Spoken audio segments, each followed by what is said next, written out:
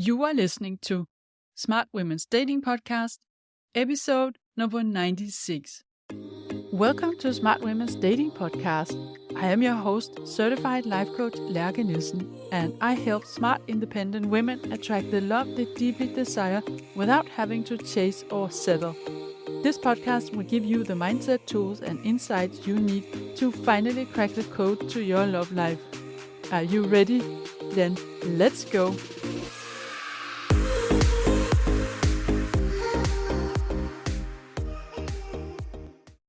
Hey you.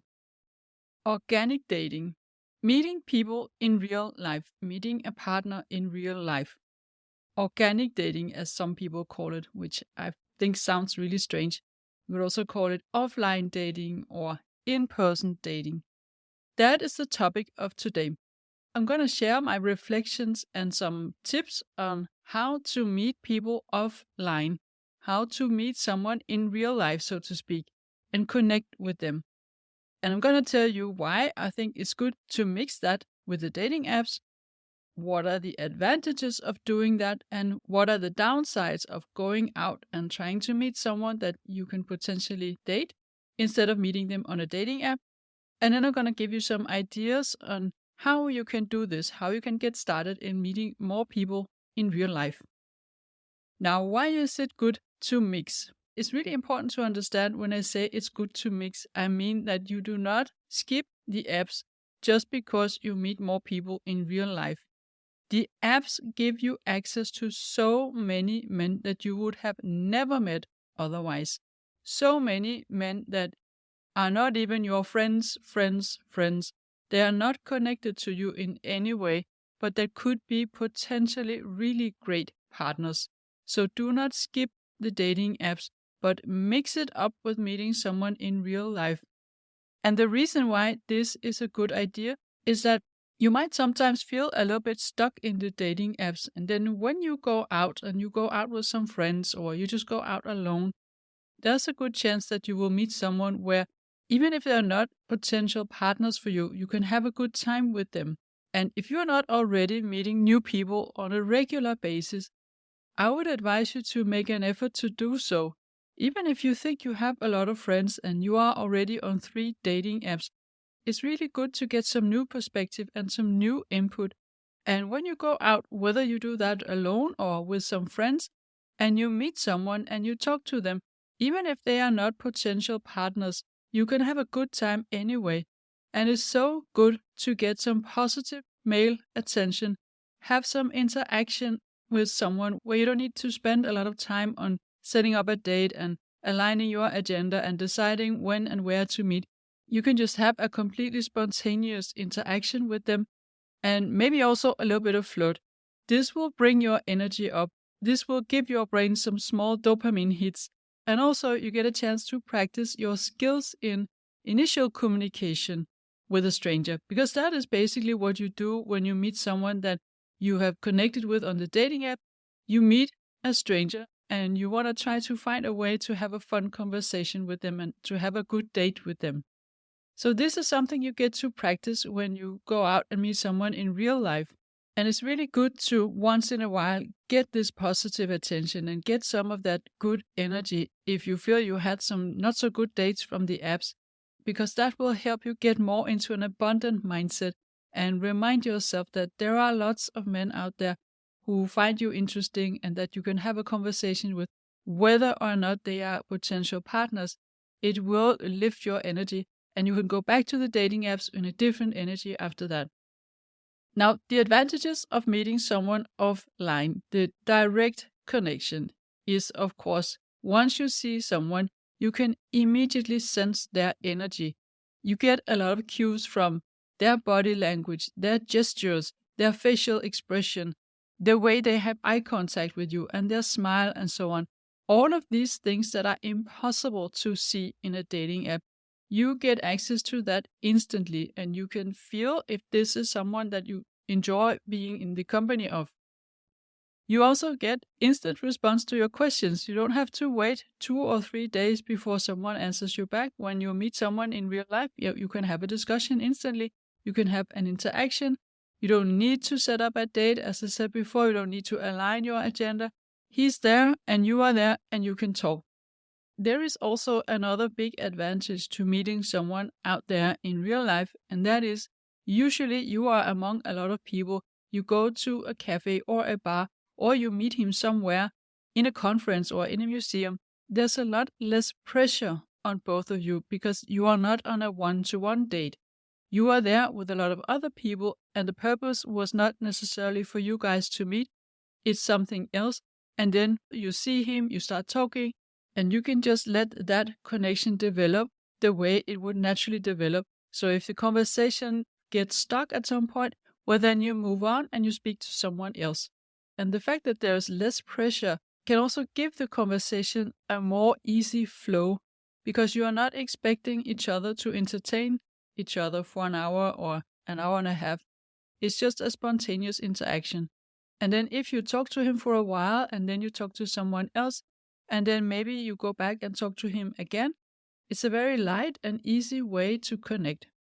Now, the downsides, of course, when you meet someone, depending on which context you meet them, but the big downsides here compared to the dating apps is that you never know if someone is single. You never know if this is actually a person who is, first of all, single, and secondly, looking for someone, if he's even open to connect with someone with the purpose of potentially having a partnership. And that is, of course, something you can find out in a conversation. You can either ask something or you can share some information. So you will find out relatively fast if he's single or not. But you can't assume that everyone you run into are single. So what are some ways to do this? How do you get started on this? There are so many things that you probably already are doing, and I'm just going to list them so that you can remind yourself that this is actually a possibility of meeting someone. Of course, you want to go out with friends. If you're not already doing that, then take some initiative. Look at what's happening in your neighborhood and ask some people to join you to go out. That could be just going to a cafe or a bar. It could be go to a place where you dance or a nightclub, or it could be places like going to a museum or a gallery or going to hear a conference or something. And all these things you can do alone as well. And I think it's a good challenge to do that once in a while. It's building your confidence to go out alone. And also, in some cases, it's actually easier to connect with other people when you're there alone. We tend to be focused on each other when we are somewhere with a friend, and we notice less what's going on around us, or if someone is trying to make eye contact and trying to connect with us.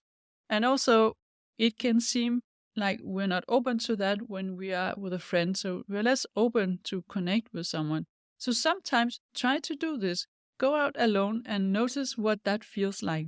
There's also a lot of different social communities that you can join where there's a theme or a common interest where people meet over that.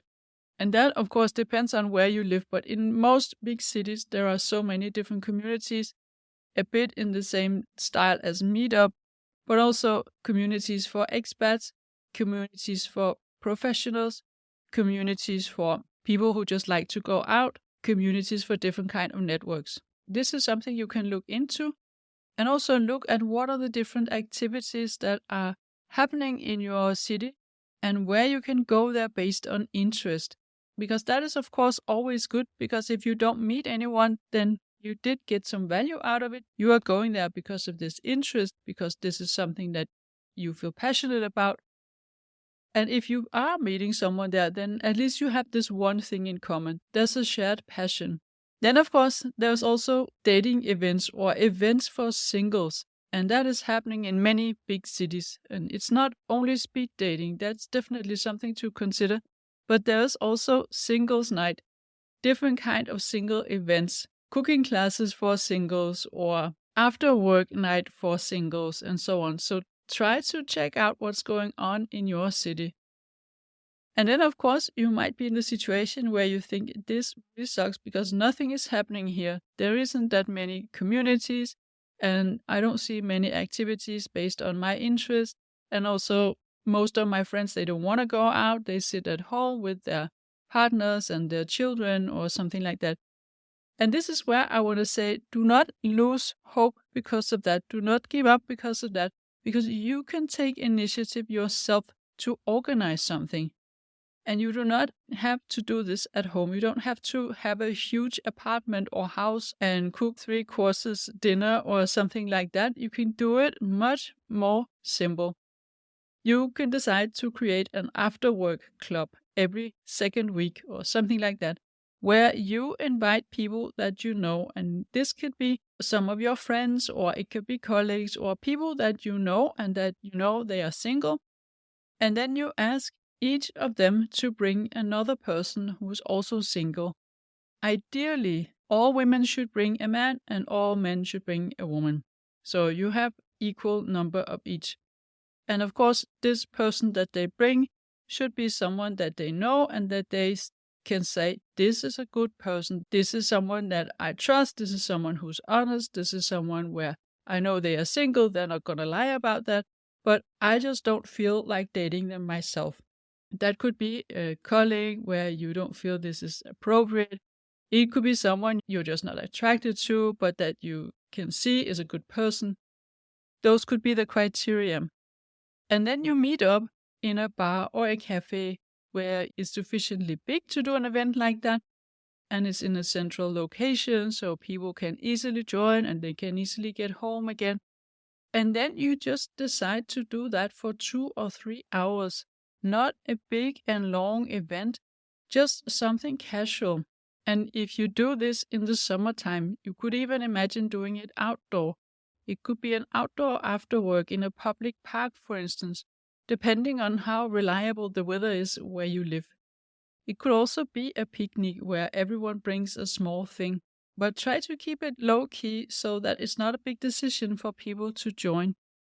And then everyone who joins could be invited to sign up for a WhatsApp group or an email list so that you can keep in touch afterwards. And so if you say you do this every second week, for instance, there will be people that you see again and again, and there will be new people joining.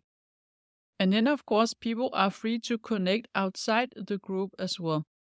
Sometimes all it takes is just that you start something, that you take initiative to organize something. And then people will feel so grateful and they will join and they will wonder, why didn't anyone think of this before?